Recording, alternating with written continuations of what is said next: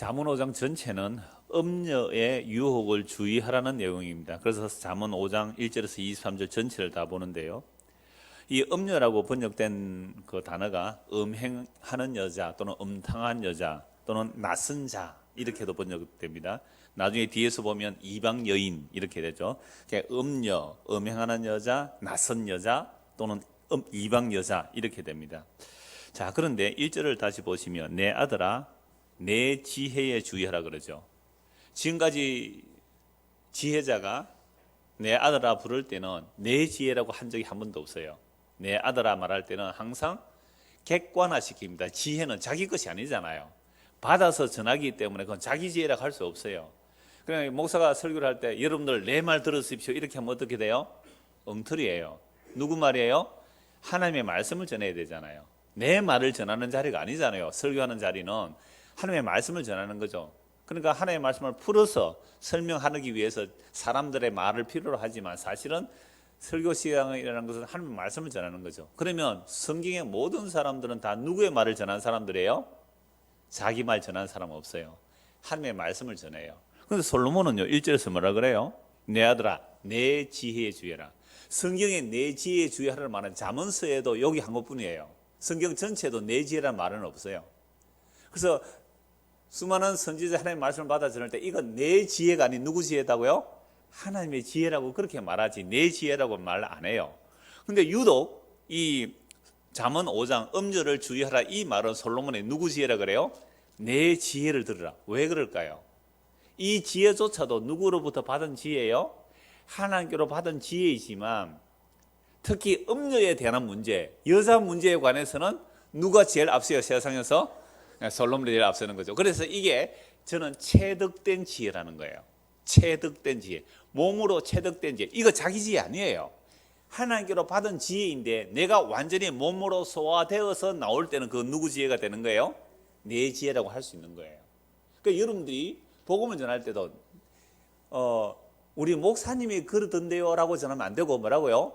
여러분의 말로 소화되어서 나와야 돼요. 그러니까 여러분들이 복음 전한다고 할 때 가장 기쁜 소식이 뭐예요? 헌금 안 해도 되는 거, 열심히 봉사 안 해도 되는 거. 그러니까 사람들에게 전도할 때 이렇게 했는 거 봐요. 우리 교회는요 주일 성수 안 해도 되고요 11조 안 해도 되고 이게 복음으로 전해진 것 같아. 창원시 기독교 연합회에서 이단대책위원회에서 고발한 내용을 제가 봤거든요. 늘푸른 교회가 주일 성수도 안 하고 11조도 안 한다는 그 이상한 사상이 있는데 조사해 보십시오 이랬단 말이에요. 그러니까 여러분들이 전도하셨을 때 뭐 전도인지 뻔히 알겠어요 이제.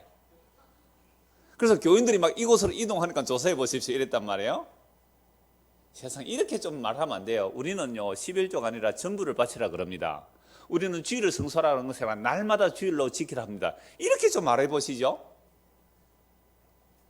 그러니까 우리는 아직도 복음이라고 말하지만 이게 순전히 내 몸으로 체득된 복음이 아니에요.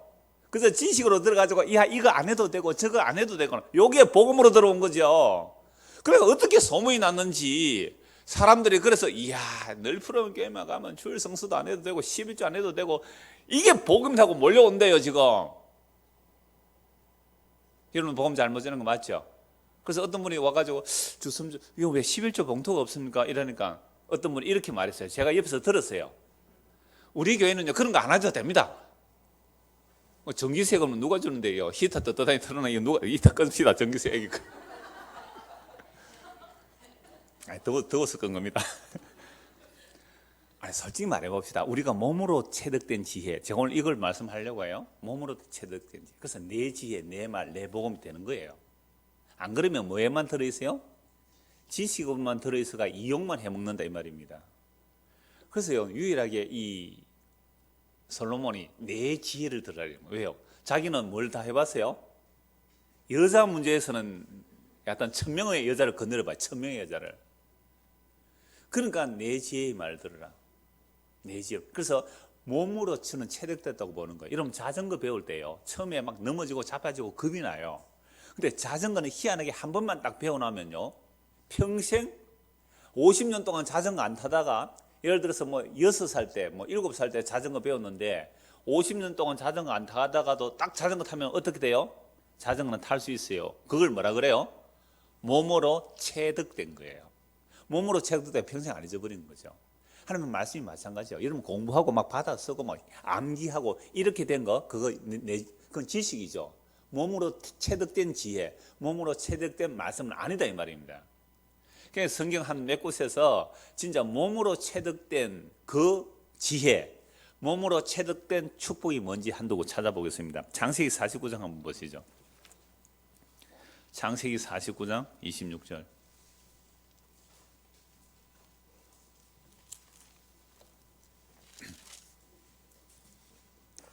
자, 49장 26절.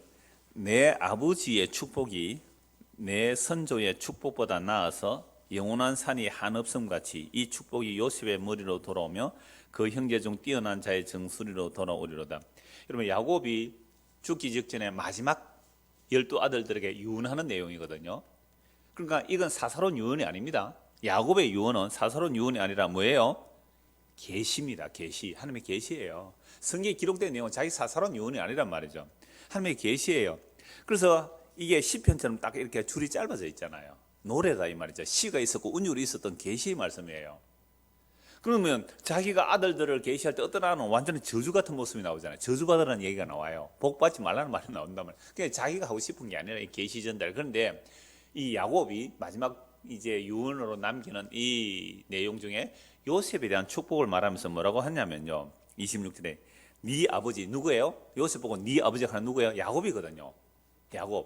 야곱의 축복이 내 선조 누구예요? 이삭, 아브라함. 그러니까 이삭과 아브라함의 축복보다 낫다라고 그래요. 놀라운 거죠. 그럼 아브라함, 이삭, 야곱 누구 닮고 싶어요, 여러분들은? 제일 평안하게 사는 사람 사실 이삭이에요. 별 무탈하게 그저 농사지가 농사도 잘 되고 뭐 그냥 고생 별로 없이 이삭 편안하게 잘 살았어요. 아내도 하나뿐이었고. 아내가 하나뿐이었는 사람이 이삭뿐이에요. 아브라함도요. 둘이었잖아요. 야곱은요. 4명이고. 아내면 많으면 많을수록 고생입니다. 그러니까 이삭은 평탄하게 살았어요. 그죠? 그러니까 제일 고생한 사람이 누구예요? 야곱입니다. 야곱은 정말 말 그대로 사기꾼이에요. 발 뒤꿈치 잡은 자. 자기 야망이 끝이 없는 사람이었습니다. 그렇게 엄청난 자기 야망을 스스로 이루기 위해서 형을 속이고 아버지를 속이고 외삼촌 집에 가서도 한 거 보십시오. 자, 그래서 지난주 오후에 우리가 베델에서 베델까지 20년 걸렸는데 처음 베델에서는 뭘 해요? 서원을 하는데 20년 지난 베델에서 뭘 안 해요? 서원을 안 해요. 왜요? 하나님의 약속은 내가 협력해서 이루어지는 게 아니라 나는 하나님의 약속과 정반대되는 방향으로 갈지라도 하나님은 자기 약속에 신실하셔서 반드시 자기 약속을 이룹니다. 이게 베델에서 베델까지 20년 걸린 거예요. 그러니까 20년 걸려서 환도뼈 위골탈골되고 쩔룩거리면서 하나 알은 게 뭐예요? 하나님의 약속을 어떻게 이루는지를 알게 된 거예요. 이게 끝이 아니었어요? 그 다음에 또요. 온갖 사건들이 다 일어나죠. 그러고 나서 나중에 바로 왕 앞에 섰을 때 야곱이 뭐라고 그럽니까? 그렇죠. 내 인생에 험악한 세월을 보냈나이다. 가장 고생한 사람, 가장 야망 큰 사람이 야곱인데요. 이 야곱이 받은 내 축복이 뭐보다 크다고요? 이삭과 아브람보다 크대요. 왜 이 말을 할까요? 왜 이 말을 했을까요, 야곱이? 하나님의 언약의 신실함에 있어서 야곱보다 더 깊이 체득된 사람이 없다 이 말입니다. 아브라함도 믿음 없는 사람인데 하나님께 믿음의 사람 만들어내세요. 이삭도 믿음 없는 사람인데 하나님께 믿음의 사람 만들어내고. 그런데 그 중에 가장 말 안 듣는 인간이 누구예요? 야곱이었어요. 얼마나 고집스러운지 몰라요. 그래서 이 야곱을 부수어서라도 장애인을 만들어서라도 험악한 세월을 보내서라도 하나님의 약속을 딱 붙들게 만들으셨다는 그 고백이 마지막 유언 속에 담겨 있어요. 아버지 이삭이 경험한 언약을 이루시는 하나님보다 내 할아버지 아브라함을 하나님께서 언약의 백성으로 만들어내는 그 하나님의 언약의 신실함보다 나 같은 죄인에게 하나님이 자기 언약을 얼마나 신실히 이루어내리시 아니? 그러니까 내가 받은 축복이 아브라함 이삭보다 더 크다. 이게 부자된 얘기예요? 이게 부자된 얘기고 세상에 잘된 얘기예요? 험악한 세월을 보냈어요. 그러함에도 하나님은 자기 약속을 단 한 번도 놓치지 않고 신실하게 빈틈없이 이루어내신다는 그 하나님의 언약의 신실함을 찬송하는 내용입니다. 그러니까 내 축복 받으라 이면 내 축복 받으라. 놀라운 은혜예요. 놀라운 계시란 말이에요. 한 것도 보죠. 열왕기상 이제 체득된 그 지혜. 이건 체득된 축복이에요. 진짜 축복이 뭐라고요? 하나님의 언약에 신실하신 하나님. 그 언약에 붙들린 사람. 그래서 내가 깨어지고 부수어질지라도 하나님의 약속에 붙들렸으니까 이게 내가 체득된 축복이다. 이 얘기예요. 그 다음에 두 번째 체득된 지혜. 열왕기상 11장. 열왕기상 11장.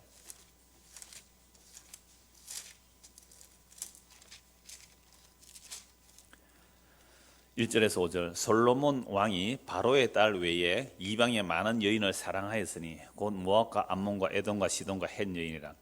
여러분, 솔로몬이 어쩔 수 없이 정략 결혼을 했습니까? 이방 여인을 사랑했습니까? 성경은요, 이방 여인을 사랑했다고 그래요. 어쩔 수 없이 왕으로서 나라를 지키고 부강하게 하기 위해서 정략 결혼한 게 아니에요. 이방 여인을 사랑했대요. 이건 지난주 수요일 날 본 말씀, 네 마음을 지키라. 근데 네 마음을 지키라고 한 솔로몬 조서도 지 마음을 못 지켰다는 본문으로 이걸 봤잖아요. 그죠? 네 마음을 지키라 해놓고 지 마음도 못 지키는데요. 그래서 제가 이 말씀을 가지고 오늘은 솔로몬이 잠언 5장 1절에서 내 지혜라는 이 말이 무슨 지혜라고요? 체득된 지혜란 말이에요. 왜? 나는 내 마음 못 지켰습니다. 이렇게 나오는 거잖아요.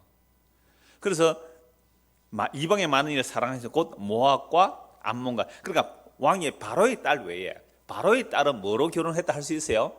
정략적 결혼을 할 수 있어요. 바로라는 그 제국하고 연결하기 위해서. 그죠? 정략적 결혼을 할 수 있잖아요. 근데 바로의 딸 외에라고 했는데 이방의 많은 여인 몇 명요? 1000명, 합하면 1000명. 후궁이 700명, 첩이 300명이었으니까 이건 이스라엘 사람들도 수많은 그 호족, 지방 호족들하고 결혼했을 거예요. 그리고 수많은 이방 여자하고 결혼했단 말이에요. 헷 여인이라. 여호와께서 일찍이 이 여러 백성에 대하여 이스라엘 자손에게 말씀하시기를 너희는 그들과 서로 통혼하지 말며 그들도 너희와 서로 통혼하게 하지 말라. 그들이 반드시 너희의 마음을 돌려 그들의 신들을 따르게 하리라 하셨으나 솔로몬이 그들을 사랑하더라. 이거 율법에서 이미 그들과 통혼하지 말라고 했어요. 신명기에서 이스라엘 백성 가나안 땅에 들어 절대로 그들하고 통혼하지 말라. 그들의 딸들이 너희의 마음을 돌이킬 것이라고 말씀하셨지만 솔로몬은 그들을 사랑했대요. 왕은 후궁이 700이요 첩이 300이라 그의 여인들이 왕의 마음을 돌아서게 하였더라. 그럼 솔로몬이 이 잠언 전도서 아가스를 기록할 때에 나이가 많이 들어서 죽기 직전 했을까요? 아니면 한참 때 했을까요? 저는 죽기 직전 때 기록했다고 봐요. 다 경험했거든요. 그래서 왕은 후궁이 700이며 첩이 300이라 그의 여인들의 왕이 마음을 돌아서게 하였더라. 솔로몬의 나이가 많을 때 그의 여인들이 그의 마음을 돌려 다른 신들을 따르게 하였으므로 왕의 마음이 그의 아버지 다윗의 마음과 같지 아니하여 그의 하나님 여호와 앞에 온전하지 못하였으니 이는 시돈 사람의 여신 아스다롯을 따르고 암몬 사람의 가정한 밀곰을 따름이라. 솔로몬이 여호와의 눈앞에서 악을 행하여 그의 아버지 다윗이 여호와를 온전히 따름같이 따르지 아니하고 온갖 이제 우상 숭배를 한 거죠. 왜 이렇게 했어요? 그 이유는 이방 여인을 사랑하였더라. 이게 이방 여인에게 마음이 미혹된 거죠. 이방 여인의 마음에 유혹된 겁니다. 그래서 솔로몬이 이러한 유혹을 받아서 결국은 음녀를 주의하라는 말, 음녀를 주의하라는 말이 이제 누구 지혜가 된 거죠? 이제 자기 지혜가 된 거예요. 그래서 솔로몬이 이방 여인을 사랑했기 때문에 나라가 어떻게 됩니까? 솔로몬 사후에 두 쪽이 나죠. 북이스라엘 남유다 나라가 두 쪽 납니다. 그뿐 아니라 솔로몬 생전에 여러분 1000명의 아내를 거느리려면 1000명에게 방 한 칸짜리 지어줘도 방 몇 칸 지어야 됩니까? 1000칸을 지어야 돼요. 이 원룸 하나 구하면 돈 얼마입니까? 그죠? 왕비한테 원룸 지어줄 수는 없잖아요. 약간 원룸이라 그래도 1000개의 원룸을 지어줘야 되잖아요. 그러면 그 돈 어디서 나와야 돼요? 백성들의 세금을 끌어들여야 되죠. 그래서 솔로몬 사후에 여러 보암이 와서 뭐라고 말합니까? 세금 줄여주세요. 솔로몬의 그 나이 많은 아버지 때의 나이 많은 참모들은 세금 줄여주세요. 젊은 놈들은 뭐라 그래요? 세금 더 걷어야 된다고. 우리 아버지의 허리가 내 새끼 손가락만 하다. 아버지는 채찍으로 다스리면 나는 정갈로 너희를 다스리겠다. 세금 더 걷어야겠다 이 말이에요. 그래서 르호보암 때 나라가 쪼개지잖아요. 그러니까 솔로몬 생전에, 여러분 솔로몬 같은 뭐 지혜를 주시고 이런 것도 함부로 하지 마세요. 솔로몬 생전에 그 좋은 머리를 가지고, 그죠? 그 좋은 머리를 가지고 무슨 짓을 다 했습니까? 전도서 한번 보십시오. 해 아래 행복할 거라 생각한 것은 다 해봤다 이 말입니다. 사람이 기쁠 거다 한 것은 다 해봤어요. 그러면 사람이 지혜가 없으면 무식하게 돈만 버는 사람도 있어요. 죽자 사자 돈만 벌어요. 돈 버는 게 그 사람의 목적이 되어 있단 말이에요. 그렇게 돈을 벌면 설 줄을 몰라요. 이 사람은. 돈 벌어서 죽어버려요. 돈 벌다가. 그러면 그 돈 때문에 어떻게 돼요? 자녀들이 재산 다툼 일어나고 자식들이 타락하는 거 불에 보듯 뻔해요. 그 졸부의 2세들 보면 대부분 그렇게 가요. 그러니까 이 솔로몬은 지혜가 있었잖아요. 거기다 뭐가 있었어요? 권력이 있었거든요. 그 다음에 뭐가 있어요? 금력이 있어요.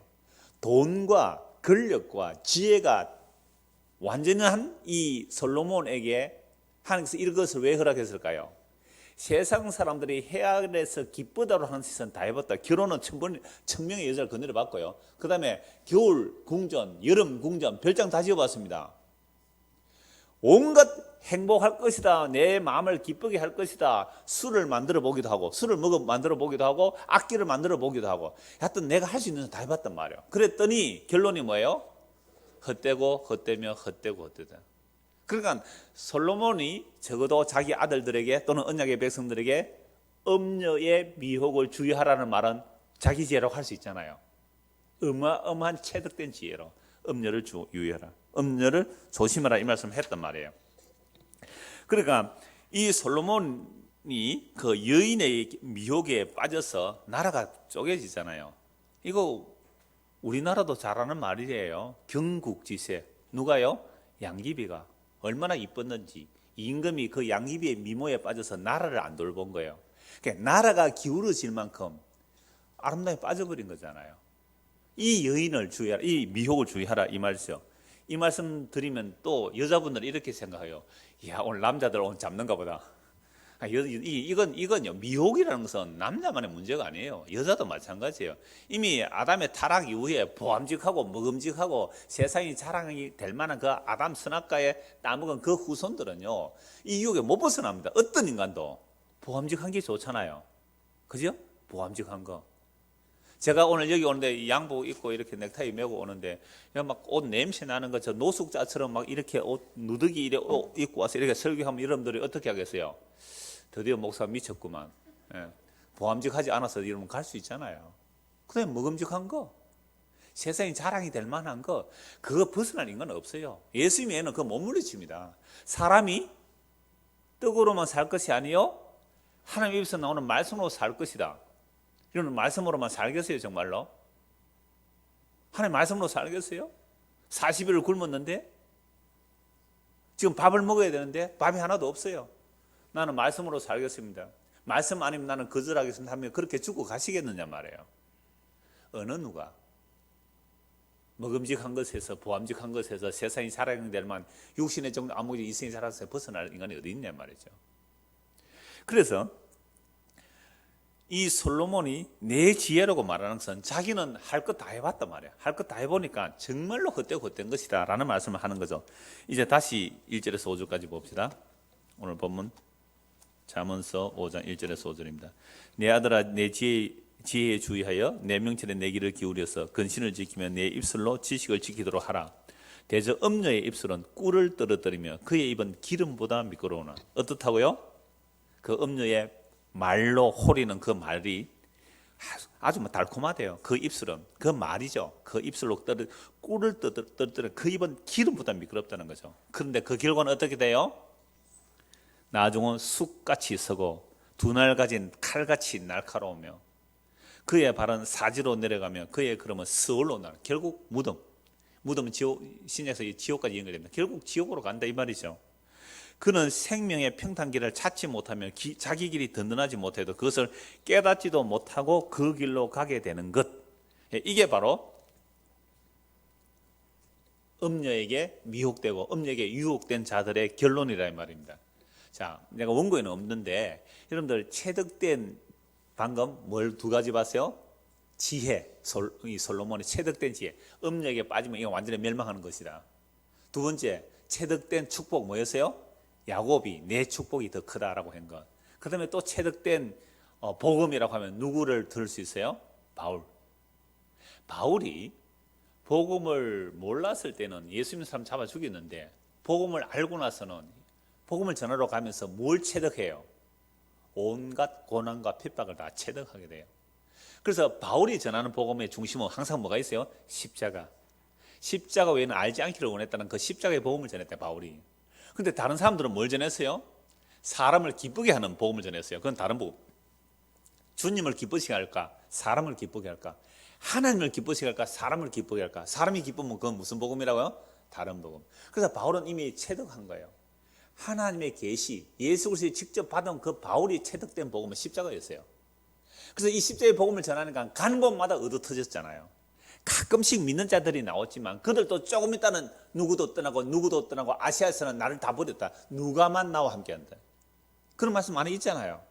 정말 멸망 안 됐어요. 지역은 넓었지만 몇십 명 안 됐어요. 예수 믿는 사람들이. 그러면서 체득된 이 바울이 뭐라고 말합니까? 우리가 너희에게 전한 복음 이렇게 말해요. 물론 자기 복음은 아니에요. 그러나 우리가 주 예수 그리스도께로부터 받은 이 복음을 너희에게 전했는데 이 복음 외에 다른 복음 전하는 자가 있다면 그들은 하늘에서 내려온 천사랄지라도 저주를 받으라. 바울이 평생 동안 복음을 통해 뭘 받은 거예요? 체득된 게 뭐예요? 복음이라는 것은 고난과 함께한다. 그러니까 지식으로 아는 거 말고 정말 축복이 세상 말하는 축복이 아닌 야곱이 받은 축복.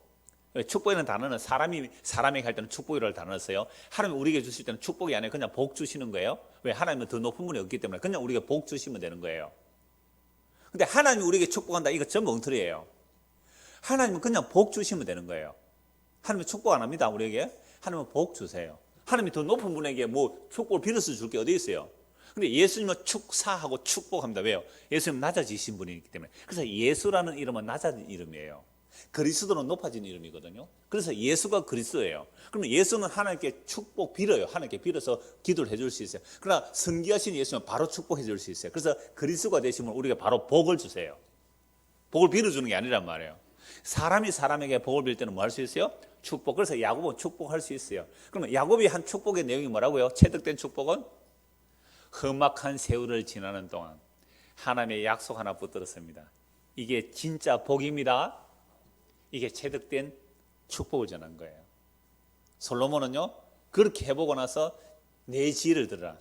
음력이 미혹되면 너 멸망한다. 바울은요 체득된 복음이 뭐예요? 복음은 십자가다. 십자가의 길이다. 이거 외에 다른 복음 전하면 저주를 받을지어다. 이게 바울의 체득된 복음이에요. 그래서 우리가 이 말씀들을 들을 때에 아무리 세상을 사랑하지 말라고 해도 세상을 사랑하는 게 사실 본능입니다. 그러므로 이러한 지혜의 말씀을 들어도 축복의 말씀을 들어도 바울의 복음을 들어도 아름다운 여인이 달콤하게 이름들 유혹하면 어떻게 되겠어요? 거의 다 넘어가요. 이렇게 말씀을 드리면 나는 그런 이성적인 유혹에 안 넘어갑니다 라는 사람도 있을 수 있어요. 그런데 이런 사람들은요 다른 그 사람이 좋아하는 어떤 취향에 맞는 유혹들을 딱 하면 넘어가게 돼 있단 말이에요. 옛날에 어떤 제가 영화 얘기 한번 했지만 여러분 클래식 음악 듣는 게 이거에 클래식 음악 들으면 사람들은 뭐라 그래요? 클래식 음악 고상해 보이잖아요. 이야 괜찮은. 여러분 클래식 제일 좋아하는 여러분 클래식 그 작곡가 누구예요? 적어도 베토벤, 바흐 뭐 이런 사람 이름들 막 나와요. 또요. 그 후에는 뭐 이름도 생각 안 나죠. 쇼팽. 예. 한번 음악 들어봐서 좋아요. 그런데 이런 음악을 들으면 굉장히 고상하다고 하지만 이런 음악 제대로 들으려면 앰프 하나 한 2억짜리 있어야 됩니다. 앰프만 2억입니다. 스피커 빼고. 앰프와 스피커 구분도 안 되죠, 여러분들. 앰프만 2억, 스피커 한 2억. 그래서 시스템 갖추면 한 5억짜리 정도 갖추면 클래식 음악 좀 듣는다 하는 정도. 그 정도는 고상하잖아요. 그런데 그 음악 듣기 위해서 어린아이를 유괴하고 살인하더라 이 말입니다. 영화 이야기지만. 그러니까 우리가 야, 저 사람은 클래식 음악 듣는 참 고상할 거야. 아니요. 그것도 결국 탐심이더라 이 말입니다. 더 끝이 없어요. 그러니까 어떤 사람이 뭐 목사님 나는 그런 유혹이 안 넘어갑니다. 아니요. 사람들마다 자기에게 정말로 정말 뭐 간지러운 등을 긁어준다 하듯이 간지러운 긁어준다 하듯이 자기에게 꼭 맞는 유혹들이 딱 맞닥뜨려지면요 안 넘어갈 인간이 없습니다. 다 넘어가게 되어 있어요. 그래서 그렇게 미혹을 당하면 그 결과가 어떻게 된다고요? 쑥같이 서고 두나가지 칼같이 날카롭고 그에 바른 사지로 결국 음부로 지옥으로 내려간다 이 말이죠.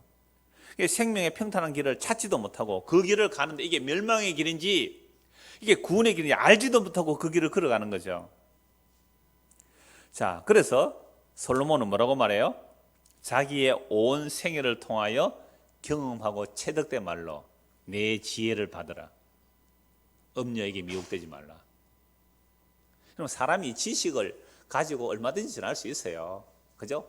아주 뭐 경험하지 않고 체득되지 않아도 지식으로 얼마든지 아름답게 수사적인 복음을 전할 수 있어요. 그러나 말이 어눌하고 좀 논리적이지 않다 할지라도 정말로 한 말씀 한 말씀이 체득돼서 나오는 말, 그게 성도의 이 땅에서 살아가는 남은 과정의 역사들이에요. 그래서 우리도 반드시 이 진리의 말씀들이 체득당하게 돼 있다 이 말입니다. 7절 무섭습니까? 아니면 신납니까? 야, 솔로몬 같은 체득을 하면 신나겠지 않겠어요? 근데 야곱 같은 거 무서워. 우리가 그렇게 골라 잡을 수 없습니다. 나는 막 야곱은 체득 안 하고 싶고 솔로몬 정도는 체득하고 싶다. 남자들 아마 그렇다면 그거 골라 잡을 수가 없어요 우리가.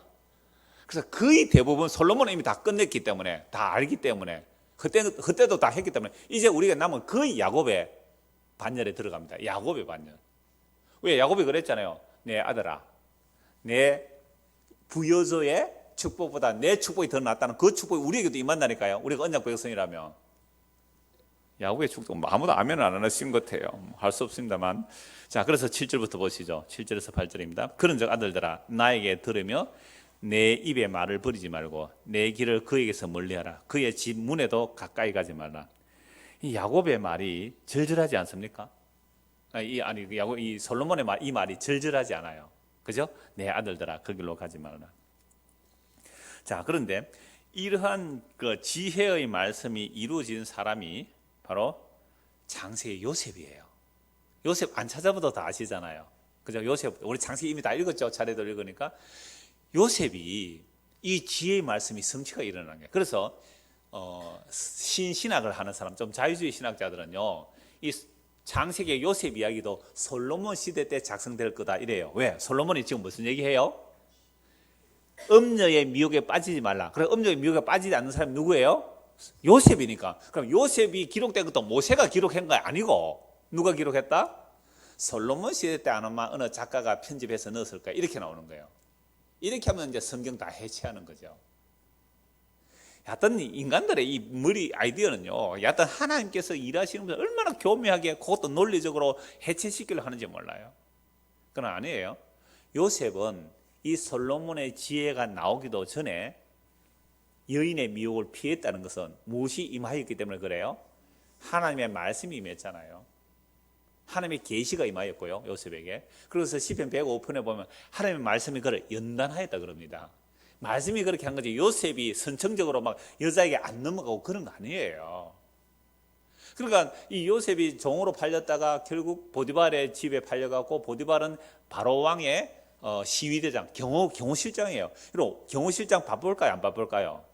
어마어마하게 바쁘죠. 그래서 왕하고 막 한잔 해야 되고 왕 또 뭐 또 여인 또 갖다 붙이면 또 이렇게 경호도 해야 되고 우리나라 근대사 보면 그런 거 다 나오잖아요. 얼마나 바빴을까요? 바쁘니까. 또 보디발 아내는 어때요? 집에서 외롭죠. 오늘 잠언서에 나오는 내용이에요. 외로워요. 그러면 보디발 아내는 이뻤을까요? 안 이뻤을까요? 이뻤어요. 어찌 알아요? 권력은요, 아름다운 여자를 구하기 마련이에요. 남자들이 왜 돈을 벌려고 하는지 아세요? 남자들이 왜 권력을 가지려고 하는지 아세요? 아름다운 여인을 얻기 위해서 그러는 겁니다. 그러니까 권력도 아름다움 앞에 져요. 수요로 보십시오. 지금 그냥 본성적으로 나온 기침입니다. 이 말 듣고 나온 기침 아니고. 동물 세계도 보십시오. 남자들이 아니죠. 수컷들이 얼마나 치장을 하고 집을 이쁘게 만들어요. 얼마나 치장하고 집을 이쁘게 만드는지 몰라요. 수컷들이. 왜요? 암컷 꼬시려고. 그래서 힘을 가지면 암컷, 자기가 제일 이쁜 암컷 고를 수 있잖아요. 동물의 세계나 인간의 세계나 뭐 다를 바가 있어요. 그러니까 이 보디발의 아내가 정말 이뻤는데 이 남편은 맨날 공무에 바빠서 집에도 잘 안 들어오고 하니까 요셉이 너무너무 이쁜 거예요. 용모가 빼어나게 준수했더라. 그래서 날마다 눈짓하며 유혹하잖아요. 그러니까 이 요셉이 하는 말이 이거예요. 주인이 당신은 건드리지 못하겠습니다. 이 말은 나는 주인의 종이기 때문에 집안의 모든 행정은 내가 다 봅니다. 그러니까 집안의 가정총무예요. 그러니까 보디발 집안을 다 다스리는 사람은 당신은 주인에게 속한 어떻게 내가 주인을 건드릴 수 있습니까? 안 됩니다. 그보다 더 중요한 말 뭐래요? 내가 여호와 앞에서 어떻게 범죄하니까 이거예요. 그럼 이것은 요셉이 자기가 착해서 이래 된 게 아니라 뭐가 주어졌어요? 계시가 주어졌고 하나님의 말씀이 걸어진다는 거죠. 그러니까 결국 신앙은 이거예요. 여호와 앞에서 사느냐의 문제거든요. 이 말씀이 앞에 나옵니다. 21절 한번 보세요. 잠언 5장 21절. 대저 사람의 길은 누구의 앞에 있다고요? 여호와의 눈앞에 있어요. 여러분 신앙은 딴 거 없어요. 이거 한 가지예요. 여호와의 눈앞에. 여호와의 눈앞에. 코람데오예요. 하나님 앞에서 살면 돼요. 남편이 조금 의심스럽습니까? 아내가 조금 의심스럽습니까? 어떻게 하면 돼요? 하나님께 맡기세요. 하나님이 처리하실 거예요. 내가 하나님 앞에 맡긴다면 그렇게 하시란 말이에요. 신앙은 하나님 앞에서 하는 거예요. 그래서 여호와의 눈앞에 있다. 하나님께서 그 모든 사람 다 살펴보시는 거잖아요. 그러니까 요셉이 이런 믿음을 가졌던 것은 결국 뭐 앞에서 살았어요? 하나님 앞에서 살은 거예요. 이게 계시를 받은 자의 모습이에요. 이게 오늘날도 하나님의 은혜를 입은 자의 모습이에요. 사람 눈치 살핀다면 아직도 믿음 아니에요. 그러면 외식하게 돼 있어요. 가면 서게 돼 있어요. 여호와의 눈앞에 하나님 눈앞에 살면 돼요. 이게 믿음이잖아요.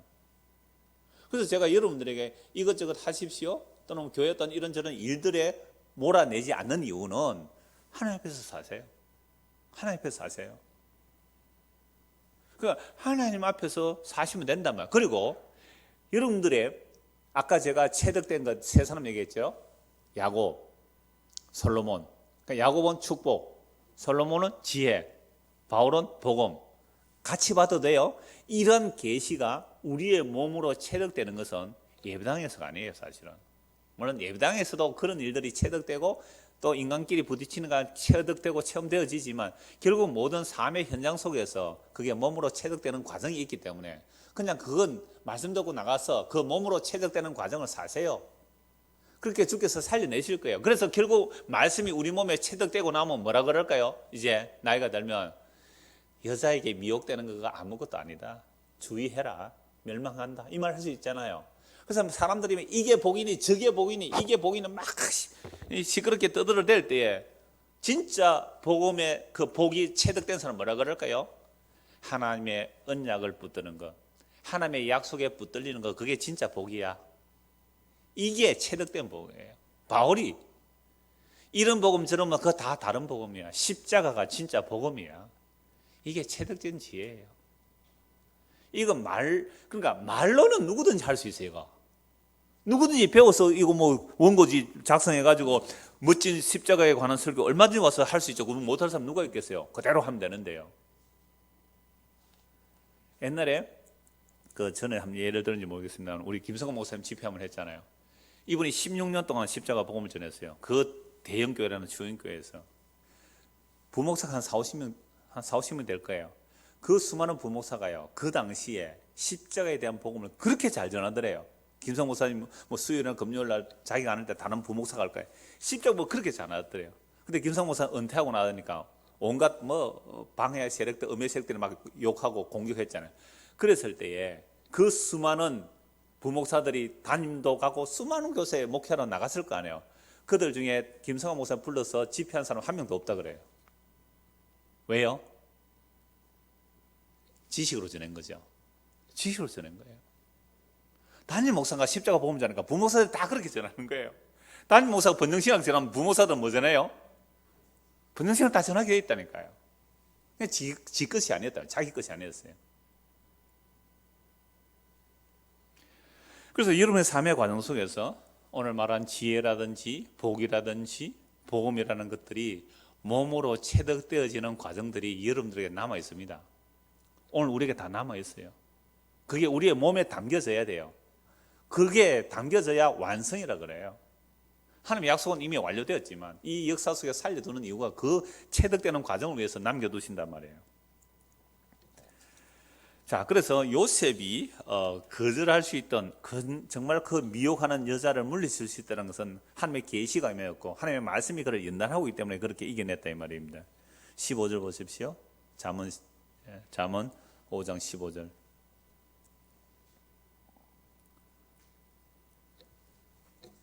잠언 5장 9절입니다. 9절부터 14절 한번 9절 봅시다. 두렵건대 보세요.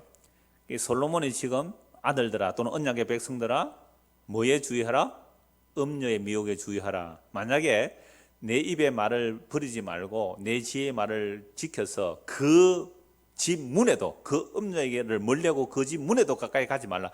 그런데 만약에 가면 어떻게 된다고요? 가면 솔로몬이 체득했잖아요. 9절에서 4절 봅시다. 9절에서 14절까지. 두렵건대 내 존영이 남에게 잃어버리게 되며 내 수완이 잔인한 자에게 빼앗기게 될까 하노라. 두렵건대 타인이 내 재물로 충족하게 되며 내 수고한 것이 외인의 집에 있게 될까 하노라. 두렵건대 마지막에 이르러 내 몸, 내 육체가 쇠약할 때에 네가 한탄하여 말하기를 내가 어찌하여 훈계를 싫어하며 내 마음이 꾸지람을 가벼이 여기고 내 선생의 목소리를 청종하지 아니하며 나를 가르치는 이에게 귀를 기울이지 아니하였던고 많은 무리들이 모인 중에서 큰 악에 빠지게 되었노라 하게 될까 염려하노라. 결국 솔로몬이 이 지혜를 전하는 이유, 너희가 내 말에 귀를 안 기울이고 그렇게 음욕에 미혹되면 그 결론이 어떻게 된다는 것을 말씀하고 있는 거죠. 내 존영이 남에게 잃어버리게 된다. 존영이라는 것은 존귀한 이름이에요. 그러니까 평생을 정말 깨끗하게 정절을 지키며 살아온 사람이 어느 날 미혹되어서 음행을 하게 되면 하루아침에 그 평생을 살아왔던 것도 어떻게 해요? 하루아침에 다 무너져 내리는 거예요. 특히 우리나라 같은 경우에 오늘 교회 안에도 얼마나 그런 일들이 많아요. 평생을 살아온 명성도 그거 하나 때문에 다 무너져 내릴 수 있죠. 존영이 남에게 잃어버리게 되며 네 수환이 그래 남은 생애가 잔인한 자에게 빼앗기게 될까 하노라. 그렇게 돼 타인이 네 재물로 충족하게 되면 내 수고한 것이 외인의 집에 있게 될까 하노라. 왜요? 음녀에게 빠지면 그 음녀가 아까 어떻게 다가온다고 그랬어요? 꿀을 떨이듯이 기름처럼 그렇게 좋게 다가오는 거죠. 근데 넘어갔단 말이에요. 넘어가고 되니까 그 뒤에 그 음녀 배후 세력이 있는 거죠. 그래서 음녀에 딱 빠졌을 때 외부에서 딱 와서 사진 딱 찍어 가잖아요. 이제는 이제 평생 뭐 하게 돼 있어요? 돈 뺏기게 돼 있어요. 남자든 여자든. 요즘은요 미성년자들이 채팅을 해가지고 어른들을 꼬시려가 모텔에 가서 딱 사진 찍어 놓고는 그걸로 협박한대요. 이 사람은 존영 뺏깁니다. 평생에 그게 매여서 돈 갖다 바쳐야 돼요. 여자도 마찬가지예요. 실제 제가 어렸을 때 우리 마을에 그 면사무소, 그 당시도 면사무소 직원 그러면 그래도 좀 높게 봐주잖아요. 그러니까 고정적인 수입이 굉장히 크거든요. 농사는 1년에 한두 번이잖아요. 그래서 그 면의 직원들을 어떤 뭐 다방, 면 소재는 다방 같은 게 있잖아요. 그 어떤 여자하고 함께 뭐 먹고 마시다가 좀 이렇게 됐을 때 그 남편이 들이닥친 거예요. 그래서 이걸 가지고 공무원사에 고발한다 그러면 어떻게 해요? 공무원 잘릴 수 있거든요. 어떻게 돼요? 돈을 다 갖다 바쳐. 제가 초등학교 때 들었던 얘기예요, 이게. 그런 사건이 얼마나 온 동네에 퍼졌으면 초등학생들도 그런 어른들 이야기를 다 듣고 지금까지 제가 기억하고 있다니까요. 그래서 그 이야기예요. 거기에 빠지게 되면 결국 내 결론이 어떻게 된다고요? 잔인하게 존용이 깨어질 것이고 내 남은 수완이 잔인하게 빼앗기고 재물을 다 빼앗기고 내 수완이 다른 집에 갈 것이고 그것뿐이 아니에요. 11절 들었건대 네 마지막에 이르러 네 몸, 네 육체가 쇠약할 때에 음란한 또는 방탕한 그런 성생활로 통하여 엄청난 성병들이 뭐 에이전이 하는 이런 질병들이 왜 오는지 이러면 다 아시잖아요. 결국 몸까지 그렇게 될 것이다. 그것뿐이에요. 아까 네 영혼이 어디로요? 서울로 갈 것이다. 그래서 그때 돼서 아이고 내가 왜 그때 잠언서의 그 말씀을 마음에 안 새겼을까 라고 후회하기 전에 지금 이 말씀을 네 마음에 새기라. 이게 지혜의 말씀들이잖아요. 자, 그래서 13절 내 선생의 목소리를 청종하라. 이게 후회한다는 거죠. 이제 빠지고 나서 후회하는 모습이에요.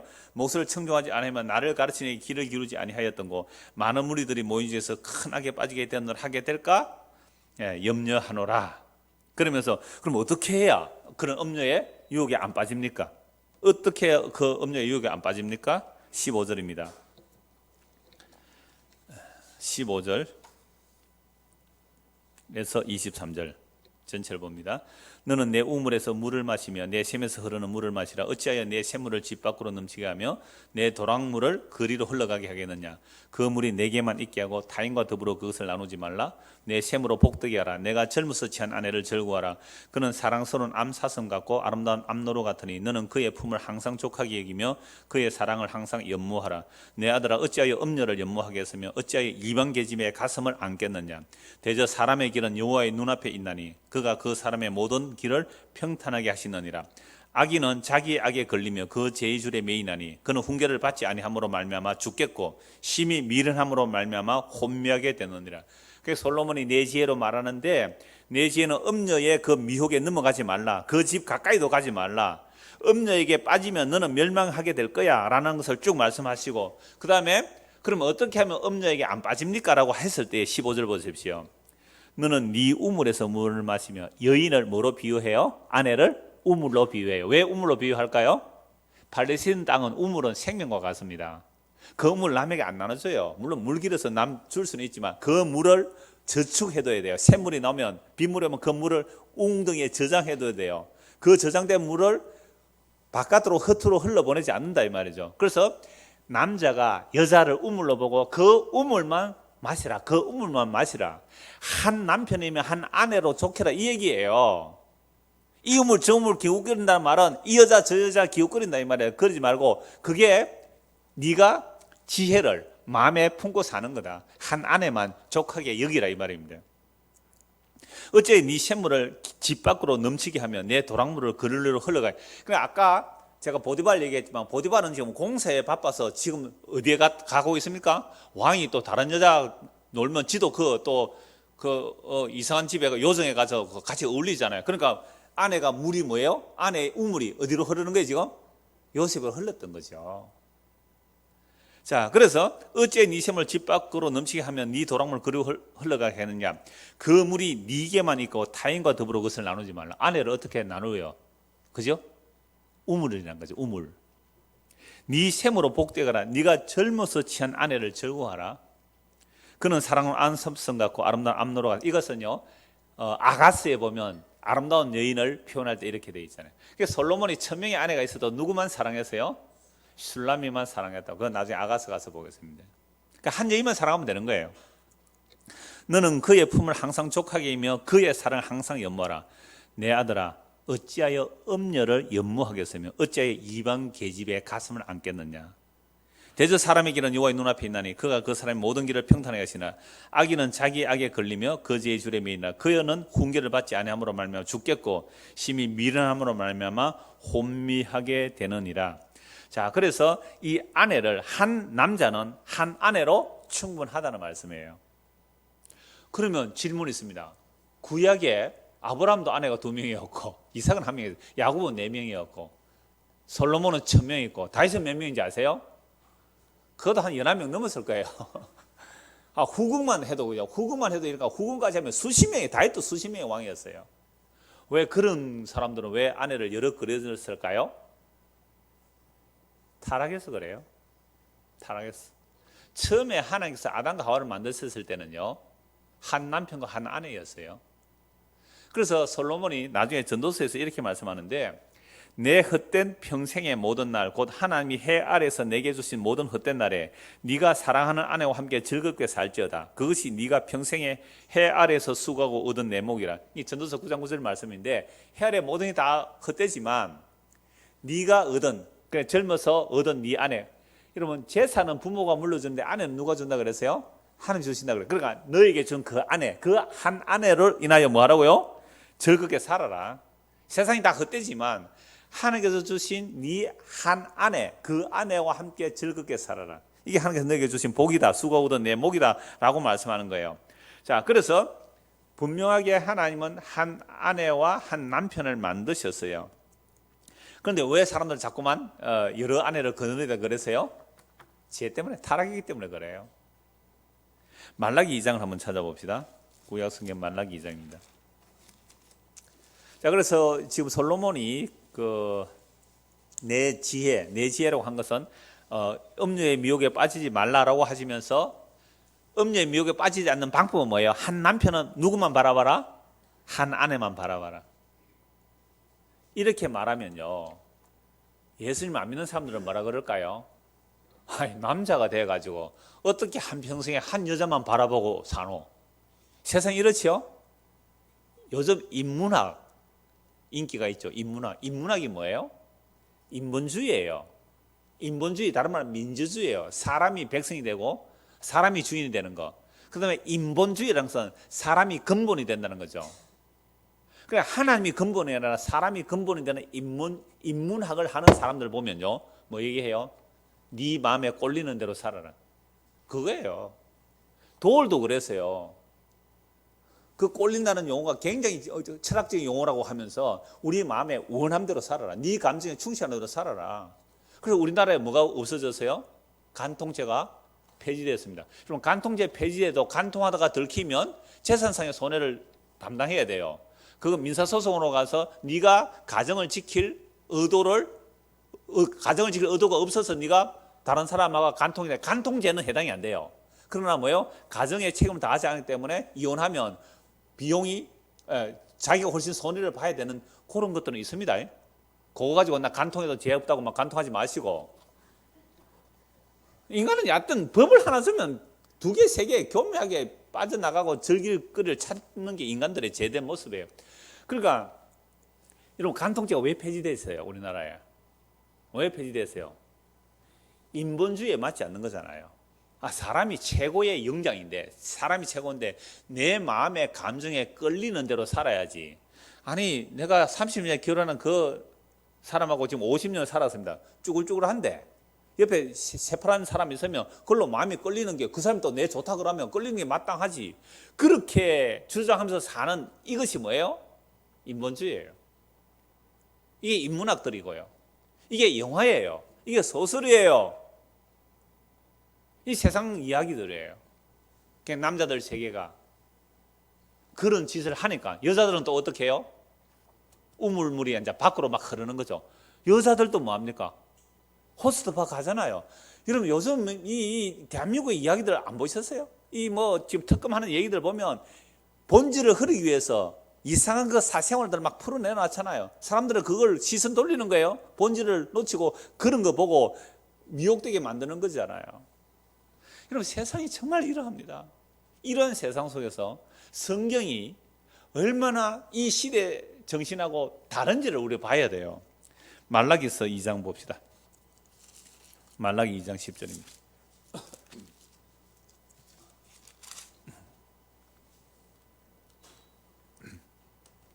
우리는 한 아버지를 가지지 아니하였느냐? 하나님께서 지으신 바가 아니냐? 어찌하여 우리 각 사람이 자기 형제에게 거짓을 행하여 우리 조상들의 언약을 욕되게 하느냐?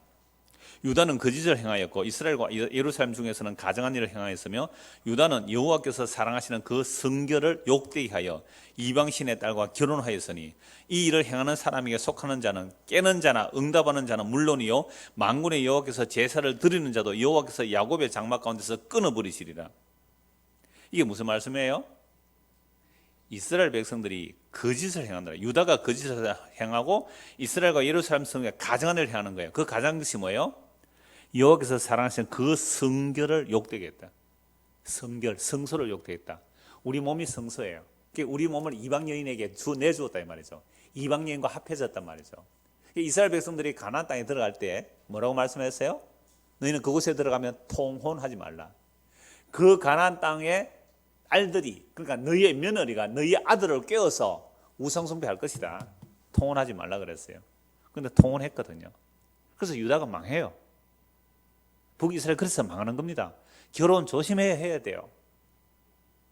결혼했는데 이방인과 결혼했어요. 이방 사상이 남자를 꼬시러요. 남자가 끌려가요. 여자가 예수를 믿고 남자가 안 믿을 경우에 여자는 잘 안 흔들려요. 그런데 가끔 여자가 흔들리는 여자도 있긴 합니다. 전부는 아니니까. 근데 대부분 남자가 예수를 믿는데 여자가 안 믿잖아요. 여자가 다른 사상을 가지잖아요. 거의 남자가 끌려가더라니까요. 물론 가끔 안 그런 경우도 있습니다. 근데 일반적으로는 여자에게 끌려가요. 그러면 이 유다가 왜 망하는 겁니까? 성결을 욕되게 했다는 거죠. 그러면서 너희가 이런 일도 행하나니 곧 눈물과 울음과 탄식으로 여호와의 제단을 가리게 하는도다. 그러므로 여호와께서 다시는 너희의 보물을 돌아보지도 아니하시며 그것을 너희 손에서 기꺼이 받지도 아니하시거늘 너희는 이르기를 어찌 됨이니까 하는도다. 그러니까 이게 뭔 말이냐면 지금 유다 이미 유다 이 말라기는요, 북이스라엘과 남유다가 가나안 여인들과 통혼함으로 인하여 이방 여인을 가슴에 하는 거예요. 이게 지혜를 버린 거죠. 그러므로 나라가 망했습니다. 북은 아수르에 망하고 남은 바벨론을 망했습니다.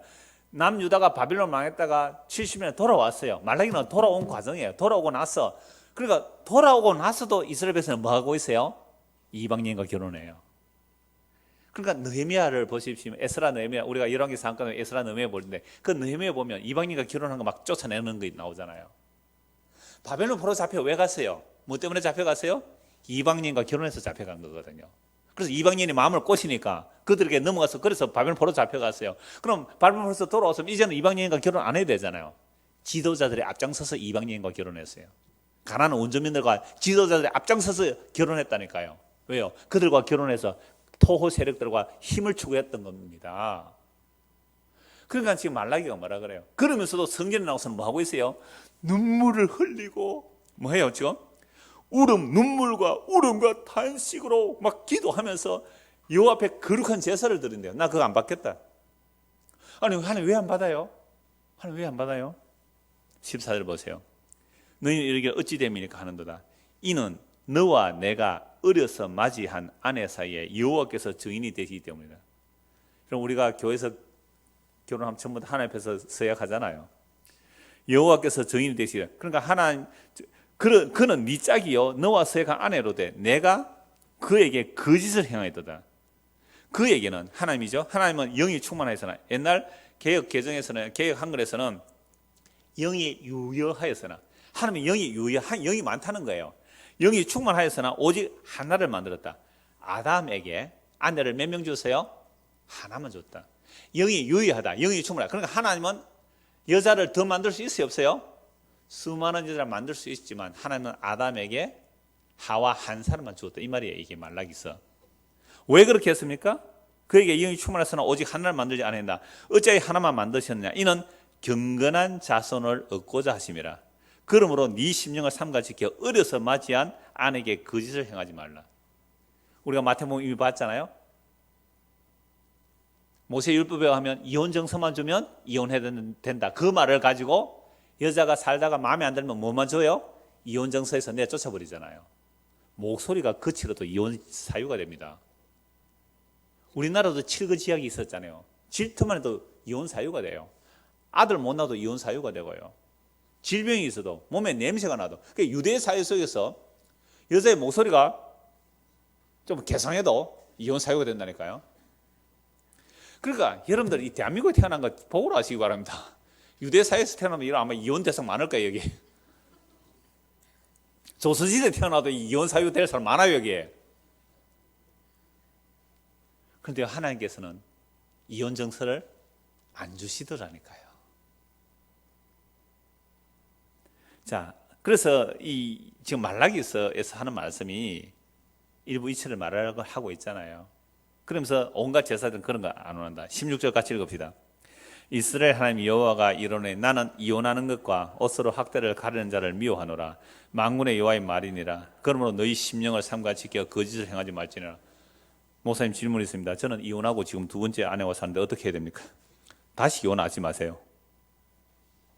뭐 유통처럼 7번, 8번 결혼한다고 쇼하지 마시고 그럼 예수 안 믿으니 그렇겠죠. 자, 신명기 7장을 보십시오. 신명기 7장.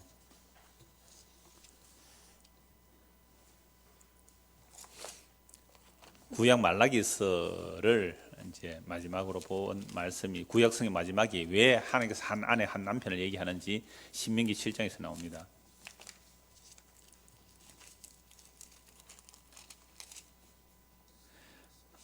신명기 7장 1절입니다. 내 하나님 여호와께서 너를 인도하사 네가 가서 차지할 땅으로 들이시고 네 앞에서 여러 민족 헷 족속, 기르가스 족속, 아모리 족속, 가나안 족속과 브리스 족속과 히위 족속과 여부스 족속 곧 너보다 많고 힘이 센 7족속을 쫓아내실 때에 네 하나님 여호와께서 그들을 네게 넘겨 네게 치게 하시리니 그때 너는 그들을 진멸할 것이라. 그들과 어떤 언약도 하지 말 것이요 그들을 불쌍히 여기도 말 것이며 또 그들과 혼인하지도 말지니 네 딸을 그들의 아들에게 주지 말 것이요 그들의 딸도 내 며느리로 삼지 말 것은 그가 네 아들을 유혹하여 그가 여호와를 떠나고 다른 신들을 섬기게 하므로 여호와께서 너희에게 진노하사 갑자기 너희를 멸하실 것입니다. 이 말씀대로 유다는 망했죠. 이 말씀대로 북이스라엘 망했어요. 통혼하지 말라고 했는데, 그래서 그 며느리들이 네 아들을 유혹해서 여호와 하나님을 섬기지 않고 다른 신들을 섬기게 했다 이 말입니다. 오늘도 적용은 마찬가지예요. 우리의 자녀들이 믿음으로 결혼하지 않으면 결혼 안 해도 된다고 해야 돼요. 바울 사도가 뭐라 그래요? 차라리 결혼 안 하기 더 낫다. 그러나 결혼하는 것도 죄가 아닌데 결혼을 하려면 정말 믿음의 사람으로 해라. 그렇지 않으면 차라리 안 하는 게 낫다라고 하는 거예요. 바울만큼 종말론적으로 사는 사람이 없어요. 성님은 그럼 자식들은 어쩌고요? 후손들은 어떻게 되고 나라는 안 망합니까? 세상 원래 망하게 돼 있어요. 이 세상 전체가 망한단 말이에요. 근데 세상 사람들은 세상 망할 것을 생각하고 어떻게 하든지, 아까 바벨론 포로에서 돌아와서 누가 먼저 앞장서서 이방 여자하고 결혼한다고요? 지도자들이. 왜요? 지도자는 힘을 가지고 있어요. 힘을 더 키우기 위해서 지방의 토 세력들과 정략 결혼한 거예요. 이게 오늘날 이 땅의 결혼관이에요. 이게 교회 다니는 사람도 예 없이 오늘 이 땅의 결혼관이에요. 그렇게 결혼시키면서 하나님 복 주십시오. 예배당에서 목사가 복 달라고 하면 그 막 복 주는 겁니까 그게? 무슨 복을 원하는데요? 야곱의 복을 원하세요? 험악한 세월을 보냈다는 야곱의 복을 원하느냐 말이에요. 그 야곱 복 전해야 하잖아요. 근데 그런 복 얘기 안 해요. 정말 여러분 성경 보십시오. 시미스 이렇게 말씀하고 있잖아요. 근데 이스라엘 백성은 가나안 땅에서 한 짓이 뭐예요? 6절입니다.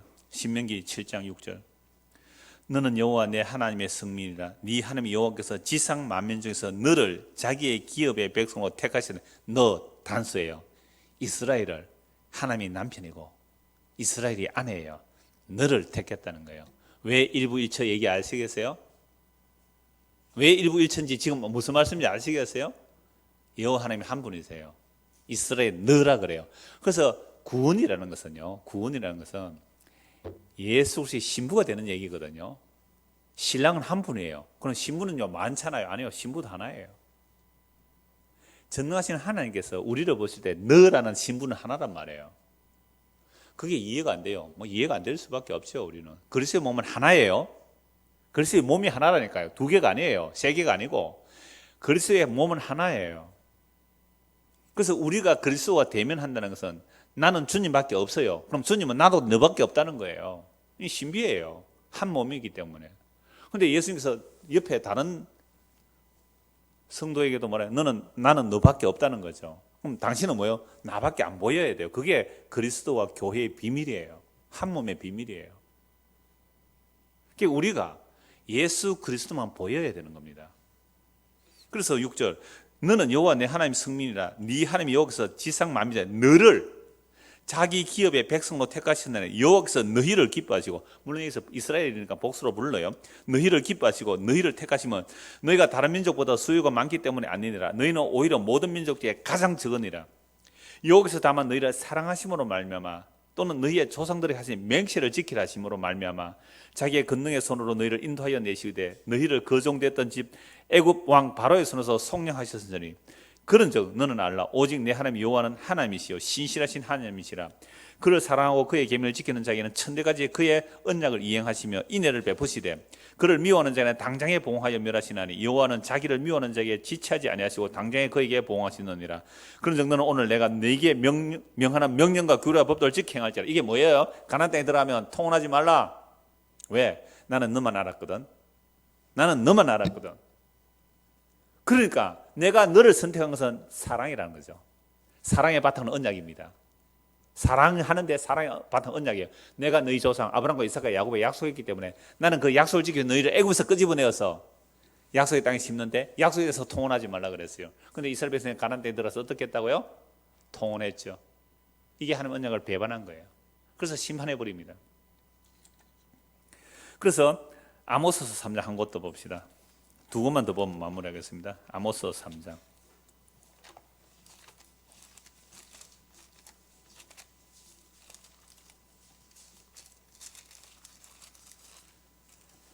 1절입니다. 이스라엘 자손들아 여호와께서 너에게 대하여 이르시는 이 말씀을 들으라. 애굽 땅에서 인도하여 올리신 모든 족속에 대하여 이르기를 내가 땅의 모든 자손 가운데 뭐요? 너희만을 알았나니 그러므로 내가 너희 모든 죄악을 너희에게 보응하리라. 여호와 하나님께서 이스라엘 백성을 왜 심판합니까? 내가 너만 알았다. 내가 너만 알았다. 그런데 너는 왜 나를 배신하느냐? 그래서 내가 너희를 심판하겠다. 이게 사랑의 관계잖아요. 사랑은 두 사람을 못 숨깁니다. 사랑은 한 사람뿐이에요. 한 대상뿐이에요. 내가 네만 알았다. 그런데 너는 날마다 바람피네. 그래서 내가 너 망하게 만들겠어. 그래서 호세아 보세요. 음란한 고매를 호세아가 찾아오잖아요. 바람나서 팔려갔어요. 팔려가니까 그 몸값을 지불하고 은삼시 몸값을 지불하고 사오잖아요. 호세아가 예수님 역할이에요. 그 고멜이 바람나는 우리의 모습이고요. 그래서 예레미야 31장 새 언약이 하나님의 남편은 이스라엘은 아내예요. 손을 잡고 끄집었는데 마음이 안 따라올랐잖아요. 그래서 하나님께서 십자가에 죽으심으로 그 언약을 이루어내셔서 우리의 마음에 새겨주시겠대요. 그래서 십자가에 다 이루시고 그 성령이 우리에게 임하게 되니까 이제서야 비로소 내가 장녀인 줄 안 거예요. 이제야 비로소 내가 장녀인 줄 알아요. 남자 이야기 아니에요. 여자 이야기 아니에요. 교회와 그리스도의 이야기예요. 이스라엘과 하나님의 이야기예요. 나는 너밖에 없는데 너는 왜 다른 데 눈 돌리니? 나는 너를 사랑해서 내 목숨 바쳐서 내가 너를 구해온데 너는 왜 눈 돌리니? 이게 호세아 이야기예요. 이게 에스겔서 이야기예요. 그래서 에스겔 16장에 버려진 계집아이를 이쁘게 키워서 자기 아내로 삼았더니 그 근세를 가지고 전부 바람피고 있잖아요. 바벨론에, 아수르에. 그 하체가 큰 바벨론 사람들에게 하체를 벌렸다고요. 이스라엘 백성들이. 그게 바벨론을 원했고 애굽을 원한 거예요. 대한민국이 미국을 원하고 뭐 중국을 원하는 거와 똑같은 모습 아니에요. 오늘 교회가 예수 그리스도 십자가에 저주받아 죽은 예수 그리스도를 원하는 것이 아니라 예수 이름 부르고 하나님 이름 부르면서 세상 영광 원하는 것이 바람피는 거란 말이에요. 나는 네만 사랑하는데 내 목숨 바쳐서 나는 너만 사랑하는데 너는 왜 다른 데 보니? 음력에 미혹되는 게 뭐예요? 남자나 여자나 결국 이 세상을 사랑하는 겁니다. 한 권 말씀 보죠. 야고보서 4장입니다. 야고보서 4장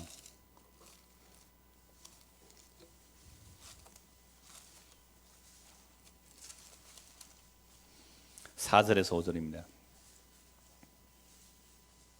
가늠한 여인들아, 남자 이야기예요? 여자 이야기예요? 우리 이야기입니다. 각주 1 보십시오. 가늠한 사람들아. 뭐가 가늠이에요?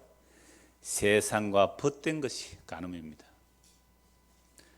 가늠한 여인들아, 가늠한 사람들아, 세상과 벗된 것이 하나님과 원수됨을 알지 못하느냐? 그런즉 누구든지 세상과 벗이 되고자 하는 자는 스스로 하나님과 원수되는 것이니라. 하나님 잘생겨서 세상의 것을 취하자고요? 하나님 잘생겨서 세상 것을 받자고요? 하나님과 원수되는 길이죠. 하나님과 원수되는 길 맞잖아요. 주여 주여 주시옵소서 주시옵소서. 내 이거 바칠 때는 이거 주세요. 뭘 달라고요? 세상이나 세상에 속한 것을 구하면 그게 간음하는 거예요. 예배당에 와서 간음한 거예요. 하나님 이름 부르서 간음한 거예요. 예수 이름 부르고 성령 이름 부르서 간음한 거예요.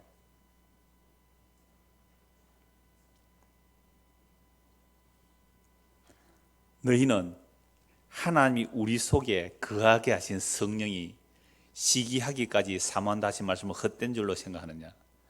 놀랍죠? 성령이 우리 안에 오셔서 시기하기까지 사모하는데요. 그래서 애굽이 왜 망해요? 이스라엘의 의지가 되지 못하게 하려고 음녀를 없애버립니다. 음녀가 어디서 등장합니까? 요한계시록의 바벨론이 음녀예요. 이 세상의 영광, 이 세상의 종교의 영광, 정치의 영광, 이 세상의 헛된 영광들이 가득 모인 것을 바벨론 음녀라 그래요. 그 음녀를 없애버립니다. 왜요? 우리 안에 임한 성령께서 시기하면서까지 질투하시거든요. 나는 너만 바라보는데 너는 왜 다른 데 바라보니? 우리는 다른 데 바라보지 않을 믿음이 없어요. 우리는 다른 데 바라보지 않을 주님 사랑이 없어요. 예수님만 바라보고 예수님만 계시면 나는 오늘 죽어도 좋습니다. 이 믿음이 없어요, 우리는. 그래서 다른 데 눈 못 돌리게 하려고 이 세상 자체를 불태워버리는 것이 하나님의 사랑입니다. 그런데 세상 사람들은 몰라요. 적어도 성령만 성도는 알아야 돼요. 성령만 성도는 이 역사 속에서 이미 불태워질 것임을 확인당해가는 몸으로 체득되는 과정 남아 있습니다. 그래서 우리가 기대하는 바, 내가 원했던 바, 내가 세상 사랑했던 바, 세상에 속한 것들이 하나하나 끊어져 나갈 때에 놀라지 마시고 당황하지 마시고 교회조차도 무너져 내릴 때에 당황하지 마세요. 내 있으면 되지. 교회가 혼란하고 시끄러우면 뭔 상관이 있어요? 사람들이 만든 교회 다 무너져 내리는 거예요. 내가 피로 값주고 산 그 교회, 나는 너밖에 없다. 그 사랑은 영원한 거예요. 이 사랑만 남기기 위해서 우리가 다른 데 눈 돌리는 거 다 무너지게 해버릴 거예요. 역사 속에서 이런 것들이 무너지면 그 사람 구원받은 자예요. 그런데 마지막 날까지 안 무너지면, 주님 오시는 거에 안 무너지면 그 사람 심판이에요. 이 세상 불탈 때 너도 타겠구나. 너무 선명하고 너무 분명해요. 성경은 복잡하지 않아요.